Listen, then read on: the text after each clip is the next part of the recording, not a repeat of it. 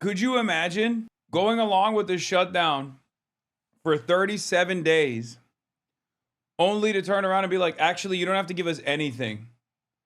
We'll just drop it. Please don't take away the filibuster from us, Mr. President.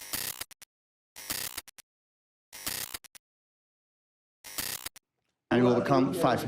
Yeah. Mr. President, Zoran Mandami, you said that, you called him a communist. You said that if he won, you would... Yeah, they're all moving to military bases, bro. White House. All the Trump administration officials are moving to military bases. I genuinely think they want riots. But what's really interesting is like they've also been so disrespectful to the military as well. So I don't even know how they're going to be actually safe. Because like the American military is very diverse, right? Sure, they have to follow orders. That's the whole point. But the military is still comprised of the regular demographics of the country. So they're diverse. They got undocumented migrant family members. I don't know why the administration just assumes that they're going to follow along no matter what. And on top of that, they're pissing off the... I had to fix the ingest, sorry. Yes, it effed, I know. I had to fix the ingest. Deputy Chief of Staff for Policy Stephen Miller and Homeland Security Secretary Kristi Noem now live on military bases. They are among at least 6 senior Trump administration appointees to do so. In the case of Stephen Miller in Northern Virginia, there was a protest group that was putting out flyers with his address, chalking his sidewalks. And then Kristi Noem moved around the same time, but she moved out of her apartment in Southeast because there were pictures run in the Daily Mail basically showing the building she was living in, and that made her uncomfortable. Activists regularly protest outside their houses and regularly do things to make them uncomfortable. Officials can be made to be uncomfortable. What I think the shift here is that people are pulling this escape hatch. There wasn't a lot of examples in the last couple of administrations of officials who, when they face protests like this, deciding to leave their home. White House Deputy Chief of Staff for Policy Stephen Miller and Homeland Security Secretary Kristi Noem now live on military bases. They are among at least 6. Like, what? That's weird. Very strange for a politician to say. As Governor Kathy steps up to speak, a few in the crowd chant, tax the rich. I hear you, she responds, but I'm the type of person, the more you push me, the more I'm not going to do what you want. Wait, what? Kathy Hochul says, I'm not going to do it because you asked of me to do it. I don't know if she knows this, but that's the opposite of how the democratic process works. She knows she's elected, right? Is she all right? She said, I have an avoidant personality. Do you think you get to keep the job? Like, I don't understand. Very strange. Drastic action against New York City. What kind of actions are you looking at, and will the ICE deportations continue? Well, I think you have to look. If he is a communist, there's not going to be a lot of activity. So you wouldn't need bridges and tunnels and all the different things that were being planned for New York, I think. And look, I hope New York does well. That's all I can say. I love New York. I grew up in New York. I did well in New York. What are you saying? I have seen the National Guard in DC, yes. Brother, what does that even mean? Like, I mean, I know what he's trying to say. He's trying to say the guy's a communist, and therefore I'm going to shut down all of the existing infrastructure projects that we were funding, where there was budget allocation for, by the way. Not that like Trump is personally funding it. He's not a god. He's not a king. He's saying he's going to stop the previously allocated funds that are supposed to go to building roads and bridges in New York State, specifically in New York City. He's saying he's going to try and stop it. Did well, and I hope New York does well. That's what. And ICE, will they continue? ICE raids? Well, you want to get criminals out. If they're criminals, we want to get them out. Ideally, we wouldn't have to do them because he'll send the criminals out himself. But that seems to be unlikely. No, we have to get criminals out. Millions of people were let into our country from prisons and from mental institutions and drug dealers, a lot of drug dealers, and 11,888. 50% of them committed more than one murder. We want to get them out. So whether they're in New York or anywhere else, we want to get them out. We've created a great place in Washington. All of you know, you see the difference between what it was now and what it was a year ago under Biden. It was a death trap, and now it's people walk down the street, they have dinner, the restaurants are booming. Washington, D.C. is great. I will tell you, Memphis is doing really well, too. You're hearing those reports. It's companies were going to move out. They're not going to move out anymore. We've done a great job, and we've only been there for 4 weeks. So we've done a great job with that. But they have in New York. We want to get them out. If they have people from jails that they allowed out of their jails in order to save a lot of money, we want them out of here. We want to put them back in their jails, not our. After what happened during the election, some Dems are saying. Incredible. How long do you think this shutdown will last? I am hearing whispers that there are some who are going to, there are some on the Dem side that might cave. Unexpected ones, too. I got insider info. I think Cuck's had enough. He doesn't want to fight it anymore, I think. And we shall see. So should we all die? I think it is a terrifying precedent to set that you literally did this whole thing and you got no assurances and then you cave without any assurances. So then what was the point? What was the point then? You're basically training the entire country to know that you got nothing. You got no motion. You got no bitches. You got no smoke. Your smoke's not loud. Okay. Your bitches are not bad. You have been found devoid of motion. Like, I'm telling you, it's just, I mean, all jokes aside, it's just, like, what was the reason for this back and forth? Holy shit. Hold on. I think Marge is at the door. They have the momentum, and that Tuesday's election shows voters have turned on President Trump. So what might this mean for next year's midterms? Because a lot of people are shifting to that now. See, thus, I need to make sure I give you your due, Chief Data Correspondent Harry Enton. What did Tuesday's elections tell you about how important Trump will be for down ballot Republicans? Yeah, I think there are a lot of Republicans who saw those polls that, showed Donald Trump low nationally, and they didn't necessarily believe him. But for Democrats, those polls are real, and they are spectacular. And the reason I say that is because take a look here. Voted for the Democratic nominee among Trump disapprovers. I got 2017, Trump's first term, and 2025 in New Jersey. What the heliante? I don't know what happened. I just lost my internet for a little bit, but I'm back. I think it's one of the dumbest moments to actually capitulate to the Republicans. Like, I can't think of a mathematically worse moment to do it. Like, one, people do actually find the Republicans accountable for the shutdown for once. So that's number one. Number two, what was this all for if the Republicans could just learn the lesson that, oh, we can just like kill the poor and the Democrats can't do anything about it? And lastly, you're doing this right after the voters actually rewarded you for taking action against the Republicans. They blame the Republicans for the shutdown. If you just stop it without any concessions, then they're going to blame you for it. They're going to be like, oh, you idiot. So you did actually shut down the government. The only way they're going to potentially make sure, dude, can you imagine? They're actually trying to end the shutdown, the Democrats are, to protect the filibuster. Oh my God. Oh my God. Oh my God. I shouldn't have said that. Oh no. Donald Trump says he's going to abolish the filibuster. Democrats come in hot and say, oh, all right, we're done with the shutdown. No more shutdown. And then they say, oh, it's because people were suffering too much, but it's because they want to keep the filibuster. No, that's too evil. That's too evil. But could you imagine going along with this shutdown for 37 days, only to turn around and be like, actually, you don't have to give us anything. We'll just drop it. Please don't take away the filibuster from us, Mr. President.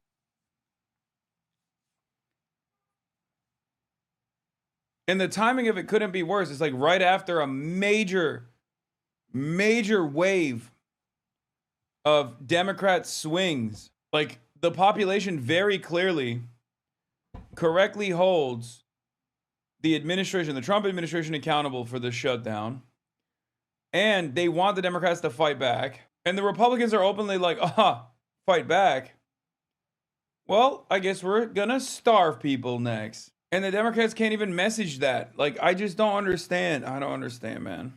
approval ratings. This says, nah, they're going to be like impalas getting chased down in the African desert by a big lion. Look at this. 93% of Trump disapprovers voted for the Democratic nominee in New Jersey, and not for them in the great Commonwealth of Virginia. The bottom line is this. What those results on Tuesday night showed us is that Donald Trump is absolutely a drag on Republican candidates in New Jersey and Virginia, likely nationwide. If you are in a state where Donald Trump is underwater, you are in big, big trouble. What does this mean nationally, though? Because that is what people are really going to be concentrating on now when we look forward to 2026 in the midterm. Yeah, okay. So the big question is, what does it mean nationally, as you said, Sarah? Well, I mean, at this particular point, Donald Trump is at term 2 lows nationally in terms of his net approval rating. Look at this. These are polls that are out this week. Look at the CNN. He was 26 points underwater. CBS, 18 points underwater. ABC, 18 points underwater. The NBC Hart Public Opinion Strategies poll, he was 12 points underwater. My goodness gracious, he's down there with the Titanic, and this is what is turning in for the Republican Party.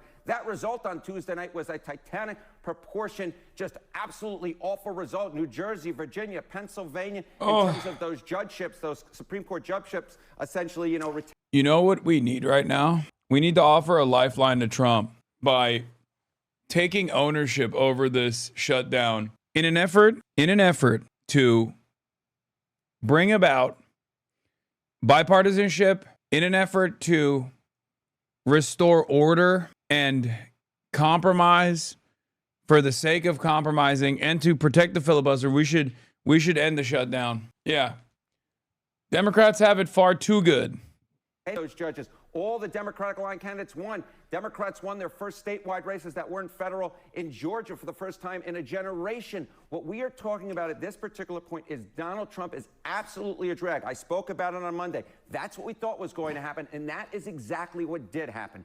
Donald Trump at this point is an absolute drag on these Republican candidates. We saw it on Tuesday night, and nationally I expect that result to hold, because at this point Donald Trump is at his term 2 lows. You're talking about the Titanic. Democrats, before this, right, were on the Titanic. Their approval ratings lower than Republicans. What does that all mean? Okay, what does that all mean, right? I think there are a lot of Republicans saying, okay, Donald Trump ain't that popular, but the Democrats aren't popular either. And those Democratic low favorable ratings, those will save us. Well, we had a test of that on Tuesday night. So what do we see here? Okay, vote for the Democratic nominee. View neither party favorably. Here's the margin. Is it confirmed? Semaphore saying 2 hours ago they're holding the line. I don't know. We'll see. We'll see. Maybe they're just rumors. That's the reason why I didn't say it. The reason why I'm not naming names is because I don't have anything beyond rumors. News. Dems are inclined to keep their shutdown fight going, according to multiple people familiar. Republicans are weighing a funding vote tomorrow, but Democrats are leaning towards blocking it at this point without more reassurance on ACA and federal workers. Dems don't think ours have moved at all since Tuesday's election. Ours say they can guarantee an ACA vote, not an outcome. It makes a lot of sense for us to come together on a joint strategy than have division in the caucus, says Senator Murphy.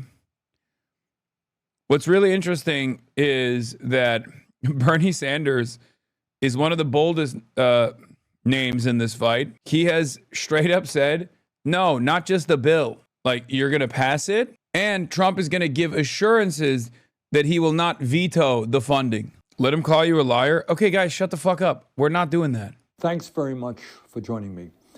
I think there's a lot of confusion out there regarding the government shutdown. How did it happen? Why is it continuing? How do we resolve it? I think these are questions. Why are you inside and not outside? Are you a little bitch because of the cold? I was outside all day. I'm inside because I'm streaming. More like a big bitch? Wait, what? Why? At this in New Jersey, if you viewed neither party favorable in New Jersey, Mikey Sherrill won that vote by 66 points. How about in Virginia? Abigail Spanberger won that vote by 56 points. It doesn't necessarily matter, it turns out, that the Democrats are viewed that unfavorably, because amongst those who like neither party, the Democrats ran away with it. You know, I started off with a running analogy, talking about the African desert. These folks are like Usain Bolt. despite the fact that Donald Trump is, despite the fact that Democrats are viewed unfavorably, Democrats are like Usain Bolt because Donald Trump is like rocket fuel and they're able to run away from the pack. And I think Usain Bolt would leave both of us in the dust. You are also like rocket fuel, and you can just run on out of here after that good segment. See you, Harry. See ya. I don't think it was good for Republicans. I don't think it was good. I'm not sure it was good for anybody. But we had an interesting evening, and we learned a lot. I thought we'd have a discussion after the press leaves about what last night represented and what we should do about it, and also about the shutdown, and how that relates to last night. Our panel is back. David Chalian, I don't remember ever hearing Donald Trump even come close to eating crow. I'm not saying he ate crow, but he came closer than I've ever heard in that soundbite. Or at least he... Yeah, it's just things are working, man. Things are working. Dare I say, too good. And you can't have that. I really hope they stay the course. I'd call my senator, but he's fucking John Fetterman. Oh, God. I'm sorry, dude. That's so ass. Love that guy. Great analysis. I mean, things are looking so good that fucking Dana Fash is like shitting on Trump. The Republican senators he was talking to should be eating some crow. If he was not willing to step up to eat any, he clearly realized his party does have a problem here on the shutdown. And he was tying that, you know, in the days before the election, he's been urging them to change the filibuster rules. And he's been seeing this shutdown as a real political problem. There is no doubt that that was an overlay of what happened. But so too has been the last 10 months of Trump's second term. That also is a major overlay of what was happening, and voters were responding. And you know, we ask, Dan, and we say, like, was Trump a factor in your vote in New Jersey and Virginia? Now, for roughly half of voters in those states, they say no, he wasn't a factor. But when he was a factor, it was 2-1 in opposition. He drove a lot of the Democratic turnout that we saw yesterday. Yeah, Dan, I mean, your point about the way the president is accepting or deflecting blame, I think one of the biggest differences between Trump and other presidents is that he is more than happy to blame his own party as long as it's not him, right? It's not, that's why what he said about the shutdown was so remarkable, where, you know, Democrats had a great night. If anything, they've been, you know, handed the opportunity to dig in farther on that. They've been essentially told, you know, keep fighting. The president could, you know, have dug in as well. But what I was hearing from sources, Republicans were like, this is going to mean that people are going to start to give. They're going to start to figure out a way out of this. Okay, so maybe the right way to say it is that he didn't eat crow, but he served it to them for breakfast. Zolan, nice to see you. Nice to see you as well. This isn't just about the governor's races or the mayor's race in New York, or even Prop 50. So wide and so deep, way, way, way, way down ballots. Virginia, the blue wave went to the state house. In Georgia, 2 seats on the Georgia Public Service Commission were flipped. 3 Pennsylvania Supreme Court justices were retained. In Connecticut, Democrats scored big municipal races, and they flipped Republican seats. Right. It was down ballot. And in those big races we were talking about, particularly for the mayoral race in New York, you also saw a record turnout that we haven't seen in decades. This was especially somewhat surprising to me, just when I look at the conversations that I had with voters during the last presidential cycle, particularly younger voters. You would pick up on a certain almost malaise, like a sense of almost people giving up on the democratic system, giving up or questioning whether their vote actually amounted to something. Now, I mean, look, in many cases, like the tough part now begins for these people that have run these campaigns. But I think you can still have a takeaway of whether it was the frustration with Donald Trump, the broad coalition building, or a focused message on affordability rather than the existential topics that people may not be able to digest. People resonated and they went to the ballot box. They were actually moved and motivated to cast their vote. And that was something that, based off the last election, I think particularly for the Democratic Party, was a concern. I'm glad you mentioned young voters, and I want to drill down even more on the demographic and talk about male voters, ages 18 to 29, and look at the way that... Yeah. Mamdani cooked. Mamdani cooked. Oh, yeah. Speaking of cooking, here's our boy Ested on CNN talking about voter resentment of Den's leftward turn. don't like them. That's right. Just one point on the question of being able to paint Democrats as too far left, which Republicans have done successfully. I mean, it's the reason Donald Trump is in office, but those issues specifically, at least in my reporting, when I was talking to people, were almost always on kind of like cultural issues, right? This was almost always about trans women in sports, for example, or kind of backlash against DEI or wokeness or things like that. That's not really Zohran Mamdani. That's not really Bernie Sanders. That world is willing to have the... Yes. Oh my God, I'm glad that someone is saying this. Now, the thing is, on the cultural front, this doesn't mean that the Democrats need to retreat, okay? But they need to serve some steak. You can't just serve vegetables. You got to give the people steak, okay? And the problem is the Democrats are perceived as like an annoying, woke, scold, boring, entitled, smug, woke party, because they have so cynically at times just weaponized the identity lines over and over again without offering any kind of broad class first policies. They have not centered working class issues in a way that is definable, in a way that is easy to digest, with tangible policy prescriptions. Being socially to the left of the broader electorate is fine. It's normal and even good, honestly, as long as you have something that you're offering the people. If you're offering them nothing and you're just also calling everybody racist, then people are gonna be like, all right, fuck you, even if they are objectively racist. Fight about left, right, center, because they think that puts them back on economic terms, which is a better place to be than the kind of cultural forward issues. The part of the Democratic Party that became most obsessed with representation, most clearly talking about identity politics, was not the left. The biggest part of that shift in 2020 was a center, more establishment part of the Democratic Party. And The educated voters, the college educated, and that's the part that Trump, that's the part that Trump backlashed against. So I'm saying, I would not say it's fair to put on Mamdani or Sanders just the party has gone too far left, and if they embrace that, that means Republicans get to win, because Mamdani was uncompromising. Zohran Mamdani was uncompromising on trans issues. There was never a moment where he was like, yeah, we got to throw trans people on under the bus. Now, you could say, oh, well, he's in New York, he can get away with it. And sure, there is some truth to that. But that only becomes an issue if you let it be an issue. That only becomes an issue if you don't have other policies. There was never even a moment that neither Cuomo nor Curtis Lewa brought up the trans stuff. There was never even a moment where Fox News brought up the trans stuff. Why? Well, I'll tell you why. Because he had a laundry list of things that he wanted to accomplish, and that around those issues. And when those issues are universal and those issues are helpful for the largest number of voters, you don't want to look like you're the guy saying, no, people don't deserve fast and free buses.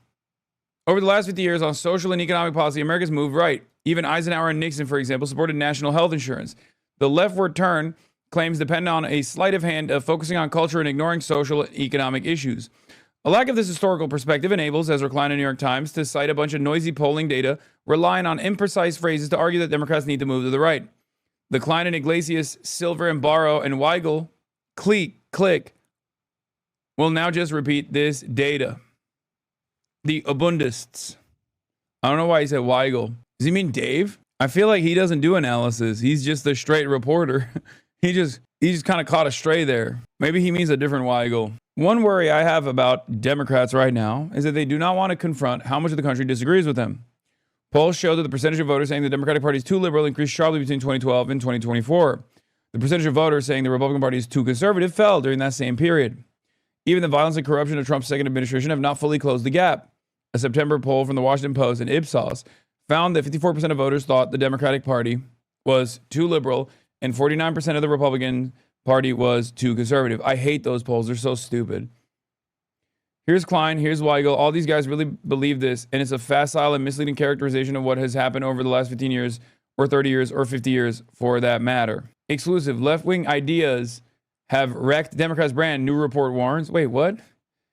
No, I don't think Dave Weigel is, I mean, this is just reporting. Maybe I'm wrong, but I think he's just reporting on the new, maybe because it's an exclusive, it's like a little sus. Maybe that's the reason, but this is the welcome pack shit. He was just reporting on the welcome pack shit. But maybe I'm wrong. I don't know. He's reporting on the third way report, Lamount. No, I know. Yeah, I don't like the welcome pack. It's not a Heritage Foundation report, but it is like funded by billionaires. In any case, Ested is 100% correct. The reason why people go, oh, the Democrats are so woke is not because the Democrats are actually fucking woke. They're not. They're nowhere near as woke as they could be. The reason why they say that is because they're absent of any sort of, they don't have any sort of like economic policy that people respond to. So the only thing that they get defined by is whatever the fuck the Republicans say they're riding for. And they can just be like, you're the party that wants, you know, young children to be transgendered or whatever. Okay. And then the Democrats are like, oh no, we hate transgender people. And then everybody goes, what the fuck? No, you're the trans party. Of course you're the trans party. What do you mean? Another part of the reason why, of course, people think Kamala Harris or thought Kamala Harris was too liberal is because she's black. She's a black woman. That's a lock, no matter what happens. And instead of just her centering everything on like hardline economic improvements, she just did the moderation stuff almost as a defense against people calling her too liberal, and it fucked her up. Zoran is a brown man, and he didn't, he just leaned into it. He was like, I'm socialist. You know what I mean? Oh, this piece of trash law, ban me, please? No, I will not be banning you, sir. No, don't ban him. Unban him. You have to stay in the chat. They came out, according to our exit poll, David, Mikey Sherrill. For later, don't scroll replies. Spamberger in New Jersey, Spamberger in Virginia. It was a long night, 56%. Mamdani, 68%. And then compare it to 2024 nationwide, 58% for Donald Trump. Yeah, and again, you know, nationwide is not these bluer places, right? So there's some of that, but I mean, Mamdani courted this cohort of young men. I think he won them by 40 points against Andrew Cuomo, again, inside that very blue territory, but it was still revealing.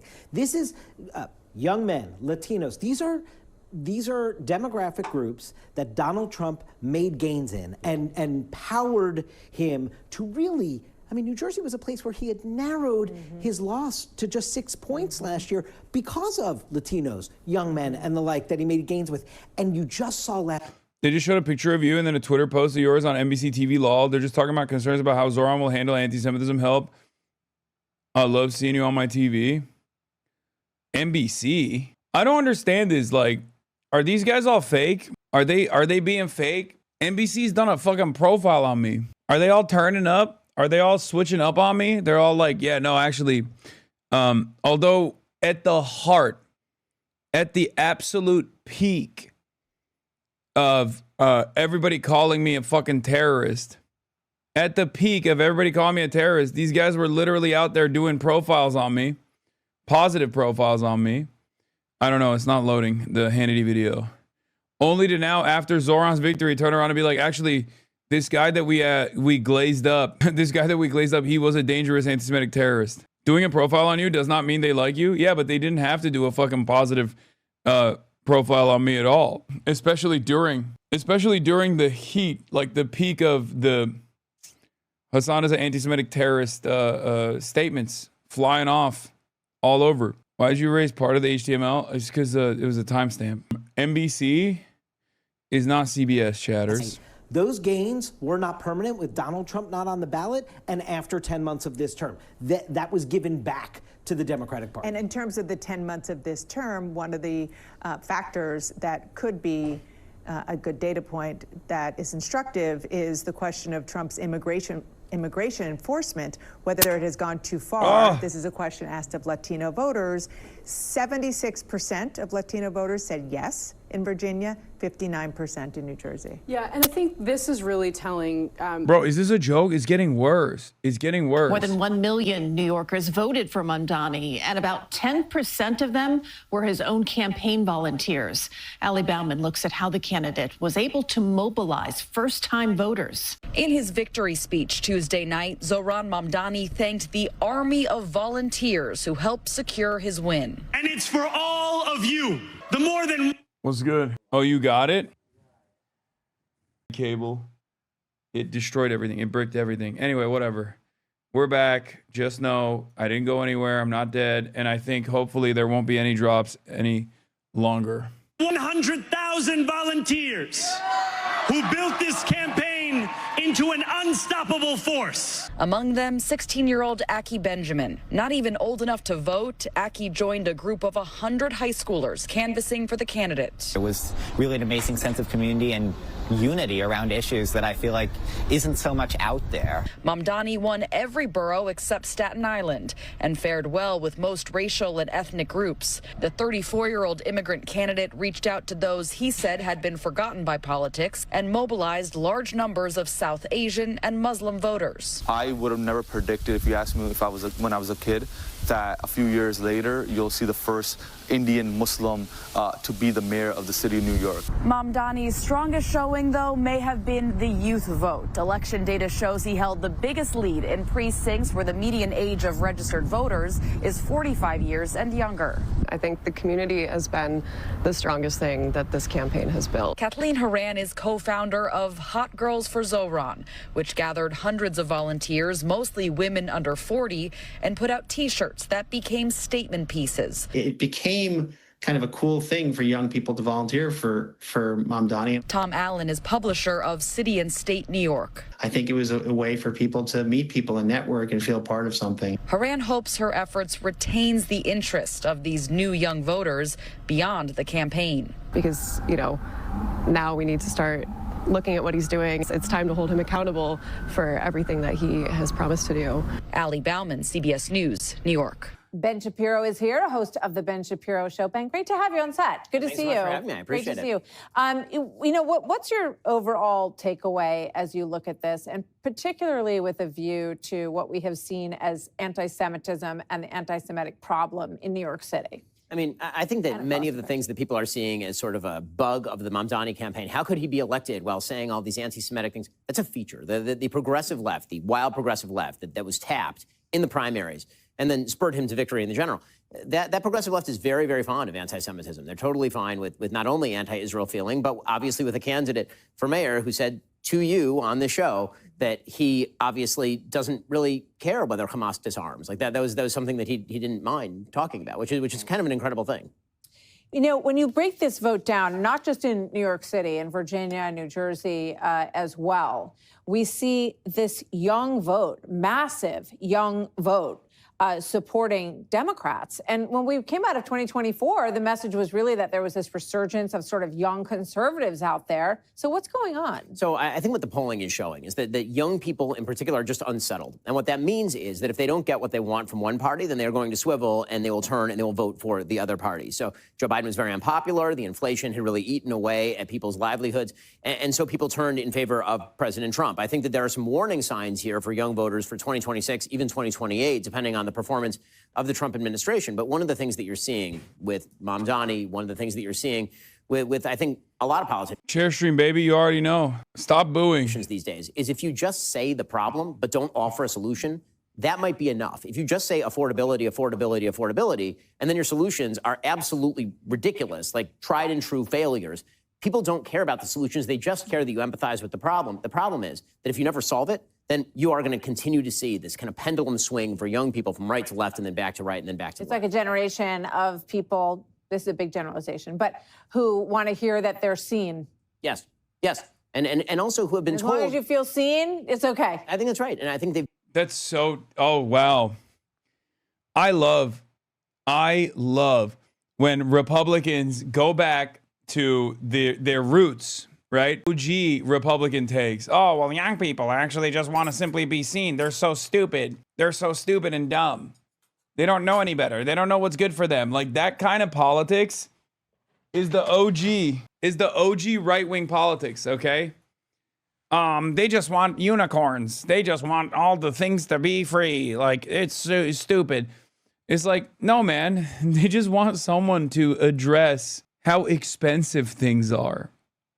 That's it. That's it. That's all this is, you know? It's so stupid.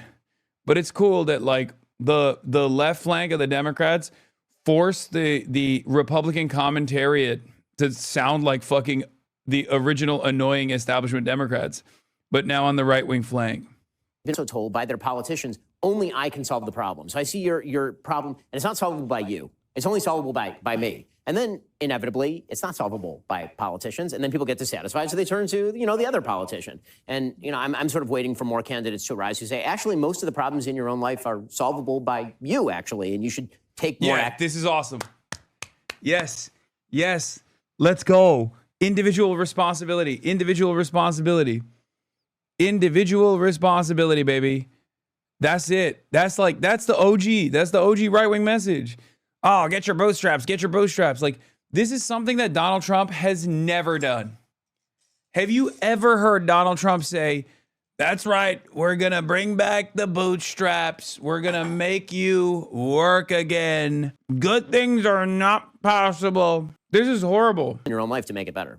You know, I'm curious what you think about Mamdani and his rhetoric and the speech last night, which the beginning of it was a lot of thank yous and hope for the future. And then all of a sudden it kind of took this pretty dramatic turn. And that did not go unnoticed by Van Jones. Watch. The Mamdani that we saw on the campaign trail, who was a lot more calm, who was a lot warmer. Can't say bootstraps, you're busy blaming others for the problem. Yeah, exactly. But every moment that you're falsely blaming immigrants is a moment where you're not saying the working poor are too poor and too lazy. Ben Shapiro is going back to the OG Country Club Republican narrative, which is the working poor are poor and lazy. Who was a lot more embracing, was not present in that speech. His tone was sharp. I think he was using the microphone in a way that he was almost yelling.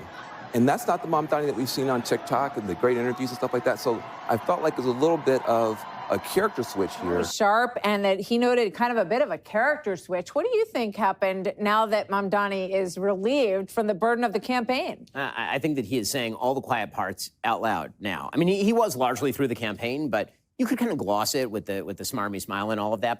But now he's just saying everything out loud. I mean, the line in that speech where he said,